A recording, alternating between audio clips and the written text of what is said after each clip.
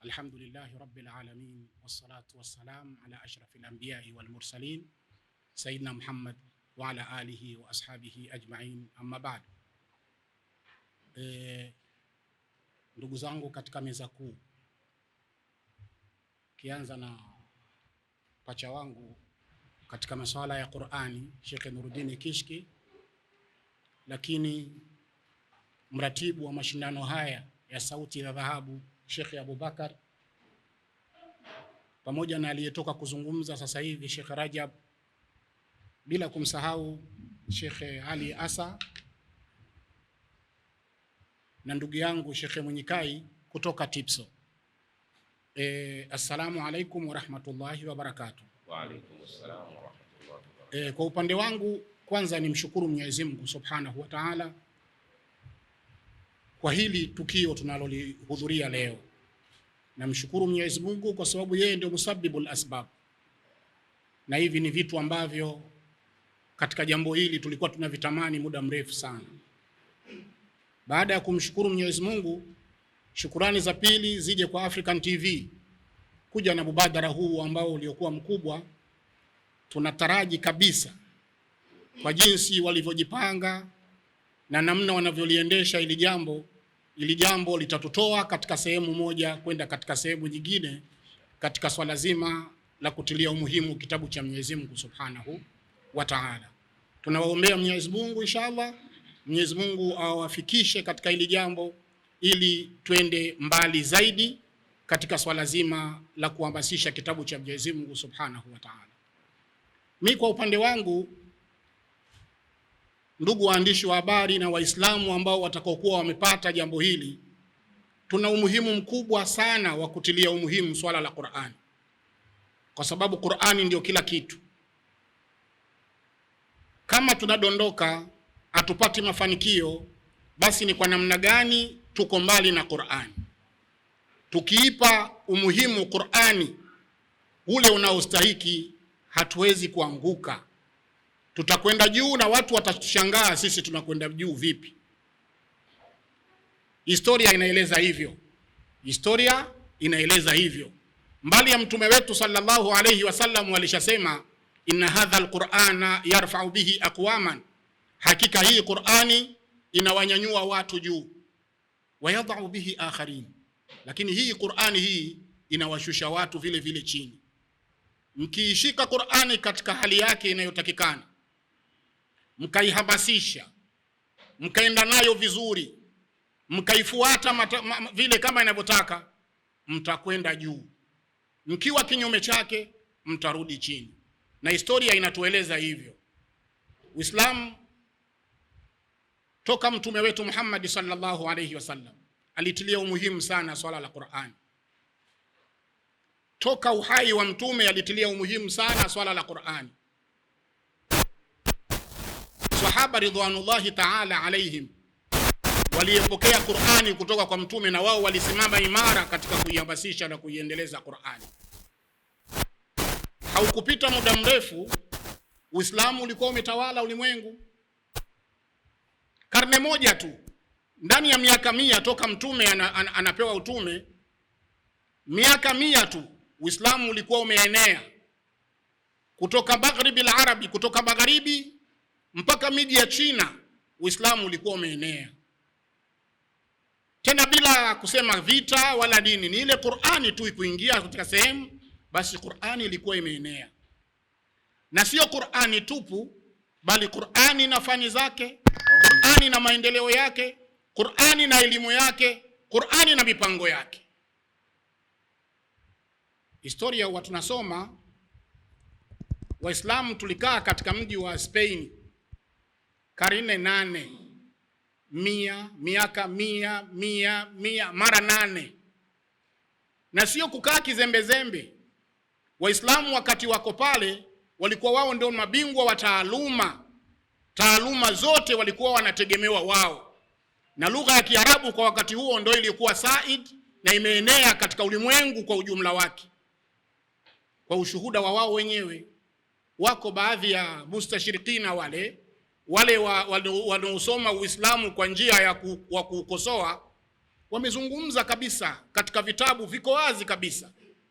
Kwa wakati wao wanasema mtu aliyekuwa hajui lugha ya Kiarabu alikuwa hawezi kuhesabiwa kuwa ni msomi, kwa sababu elimu yote ilikuwa iko katika miji ya Kiarabu. Kwa msingi huu, sisi tukiliona jambo kama hili tunaliombea Mungu, na tunawaomba kila Muislamu anayemwamini Mwenyezi Mungu Subhanahu wa Ta'ala na mtume wake aguswe na jambo hili, aguswe na atumie njia zake kuona namna gani hili jambo linafanikiwa katika kiwango chake. Kuwasomesha watoto ndio silaha yetu. Watoto kuwasomesha Qur'ani ndio silaha yetu. Sisi tukiacha Qur'ani tu ndio itatukuta kile wayadhau bihi akharin. Imamu Bukhari rahimahullah katika kitabu chake kilichokuwa kitabu sahihi kuliko vitabu vyote baada ya Qur'ani ameweka mlango maalum akisema babun ta'limi sibyani al-Qur'an al-Karim. Ameweka mlango maalum na hadithi zinazoonyesha umuhimu wa kumfundisha mtoto Qur'ani. Al-sibyani ni watoto wadogo.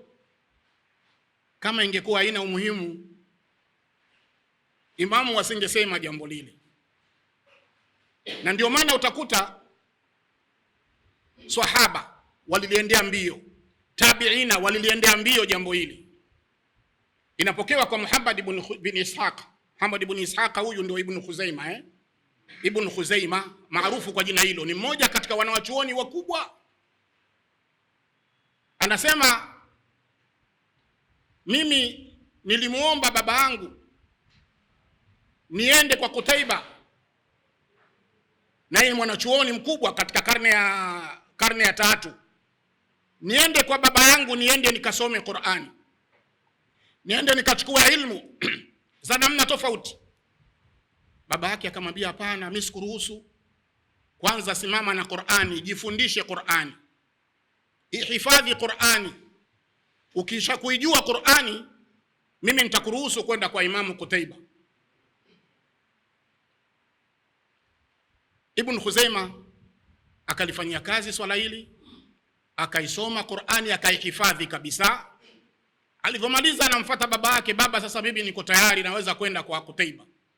Baba yake akamwambia, sawa, nimekubaliana na wewe, lakini sasa kwanza hebu kuwa imamu uiswalishe kwanza hii Qur'ani yako kwa hitima nzima, uiswalishe ikiwa ghaibu, alafu mimi nitakuruhusu uende kwa Kutaiba ibn Sa'id.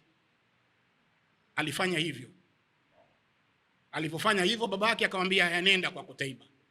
Hawa ndio waliotutangulia sisi salafu saleh katika swala zima la Qur'ani, na ndio matokeo yake ukawakuta Waislamu wa mwanzo, kwa sababu Qur'ani kwanza, mujarradi kuisoma Qur'ani inatengeneza akili, na wamekubaliana wanawachuoni wote, wewe ukihifadhi Qur'ani vizuri na ukaisoma Qur'ani vizuri, akili yako inakuwa safi kabisa. Katika hizo kuruni al-mufaddala, hizo kuruni zetu sisi, wakati sisi tunatawala Uislamu, fani zote zilikuwa Mashariki ya Kati, fani zote. Na wenzetu wanalikubali hilo.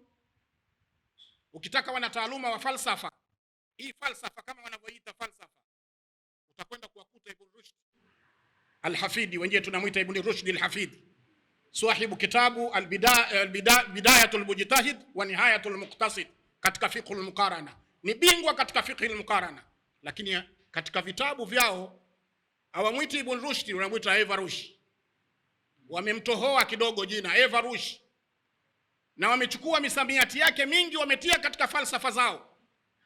Lakini ukimwangalia Ibn Rushd amehifadhi Qur'ani akiwa na umri mdogo sana. Hivi ndivyo walivyokuwa salafu saleh. Kuna Ibn Nafis. Ibn Nafis, wama adraka man huwa Ibn Nafis, ni miongoni mwa wanawachuoni wakubwa. Yeye ndiyo muktashifu, ndio aliyegundua hii dauratu damawiyatu sughra, ndio aliyogundua. Ulimwengu ulikuwa hujui hilo, namna gani damu inazunguka katika mwili wa mwanadamu. Sio tafsiri tu, yeye aligundua namna gani damu inazunguka katika mwili wa mwanadamu. Yeye ndio alogundua. kwamba damu inazunguka inaingia katika upande wa kulia, ikikuta kule inatoka inakutana na oksijeni pale, ikitoka pale inazunguka inakuja katika upande wa kushoto, wakati ikiwa na oksijeni ikitoka pale inazunguka katika mwili unafanya kazi. Muangalie Ibn Nafisi alikuwa nani? Alihifadhi Qur'ani akiwa na umri wa miaka 8. Ibn Nafisi alihifadhi Qur'ani akiwa na umri wa miaka 8 na alikuwa amebobea katika fiqh Shafi'i, amebobea lakini leo hii historia inamtaja Ibn Nafisi kwamba yeye ndio muktashifu dauratu dabawiyya sughra. Lakini nini kilichotangulia? Ilitangulia Qur'ani tukufu ndani yake. Tukianza kuwataja hawa wanazuoni waliobobea na kuhifadhi Qur'ani wakiwa wadogo, yani peke yake ni darsa kubwa na haiwezi ikatosha kikao kama hiki. Nini nataka kusema? Waandishi wa habari, Waislamu kwa ujumla wenu, umefika wakati wa kurudi katika Qur'ani, na njia pekee ya kuirudisha Qur'ani ni kuwahamasisha hawa watoto wadogo waishike Qur'ani katika kiwango kilichokuwa kizuri. Na si kwamba Africa TV inatosha, Africa TV haitoshi, wala sisi tuseme jumuiya ya kuhifadhisha Qur'ani tunatosha, sisi hatutoshi, wala tusiseme Al-Hikma na Sheikh Nuruddin anatosha, hawatoshi. Qur'ani ni bahari, Qur'ani ni kubwa. Nimpongeze kijana wangu Muhammad Samata, yeye anaandaa mashindano ya wanawake watu wazima, nadhani waandishi mnajua. Lakini mwaka huu ametia kitu kimoja mle ndani kwamba wanasoma Qur'ani na tafsiri, na hichi ni kitu cha msingi. Tunataraji inshallah watokee watu wengine waje kusema na sisi tunaanzisha sasa. Africa TV imeanzisha watoto wadogo, sasa sisi tunawataka wale wakubwa, kwa sababu watoto wadogo hawawezi tafsiri, na uwezi ukamhifadhisha mtoto na ukampa tafsiri wakati uko mdogo, lakini akikua anaweza kuwa sawa sawa. Watokee wengine waseme na sisi tunaanzisha sasa hivi mashindano ya Qur'ani yakiwa yanaambatana na tafsiri, ili hii tasnia iende mbali, ili hii Qur'ani iweze kuwa sawa. Kwa sababu siku zote tunasema hii harakati yetu ya kuanzisha kuhifadhisha Qur'ani, kusoma Qur'ani, lengo lake ni kuwajalia hawa watoto, kuwaweka sawa hawa watoto, waweze kushikamana na kitabu cha Mwenyezi Mungu Subhanahu wa Ta'ala, ili waweze kuishi maisha ya Qur'ani. Hili ndio lengo kubwa. Na hii juhudi hii nataka watu wote, waandishi wa habari kwa upande wenu, maimamu kwa upande wao, walimu wa madrasa kwa upande wao, na wazazi, mna jukumu kubwa wa kuhakikisha hili jambo linachukua sura ambayo ilikuwa iko kubwa zaidi. Kwa kweli maneno hayaeshi, maneno katika uwanja huu hayaeshi, lakini ni faraja ambayo iliyokuwa ndani ya moyo wetu kuona namna gani sasa tunakuwa wengi katika kulihamasisha hili jambo. Watokee wengine waje na jambo jingine ili tuweze kufika mbali na mbali zaidi. Wazazi mna fadhila kubwa mbele ya Mwenyezi Mungu, lakini mfanyie riaya jambo hili. Muhimize watoto wenu waweze kushiriki katika majambo haya. Faida ni kwenu nyinyi wazazi. Kuna tajul waqar, crown ya heshima atakayopewa mzazi ambaye mtoto wake amehifadhi Qur'ani. Siku ambayo watu wanahangaika kutafuta kiu, maji hamna na hivi, Mwenyezi Mungu aje kumvalisha taji mzazi ambaye alimfundisha mtoto wake Qur'ani. Mzazi ashangae, ni nini tena hili, mimi nimelipata wapi? Aambiwe litaalimi waladaka alqur'ani, kwa kumfundisha mtoto wako Qur'ani. Kwa hiyo tuwafundishe watoto wetu ili tuweze kupata taji ambayo ilikuwa iko nzuri. Sio hivyo tu, Uislamu sisi ni umma bora, lakini ubora wetu utakuwa kwa kuishika Qur'ani katika kiwango kilichokuwa kizuri. Tumweke Mwenyezi Mungu mbele kwanza. Ikhlasu nia ni jambo la kwanza. Baada ya hapo tunakuwa na malengo yaliyokuwa mazuri kwa kufuata mafundisho ya mtume wetu Muhammad sallallahu alaihi wasallam na salafu wetu saleh. Inshallah baada ya haya machache inatosha kabisa kuwa nimefahamika katika nilichokikusudia. Wabillahi tawfiq, wassalamu alaikum. Kutokana na maombi na ushauri wa wadau wa Kishki TV duniani kote ya kuomba kuichangia Kishki Online TV ili nao wapate kheri zinazotokana na kazi hii, sasa milango ipo wazi kwako Muislamu popote pale ulipo. Unaweza kuichangia Kishki TV kwa kutoa sadaka yako ili umma wa Uislamu uendelee kunufaika na maudhui ya vipindi mbalimbali vyenye ukumbusho na mafundisho lukuki kutoka hapa Kishki TV. Kumbuka kutoa sadaka hata kwa kiasi na ikhlas na kufurahi pindi itakapofika korabuka. Changia Kishki TV kupitia Airtel Money 0789445555 au Vodacom M-Pesa 0746588888. Jina Kishki Online TV.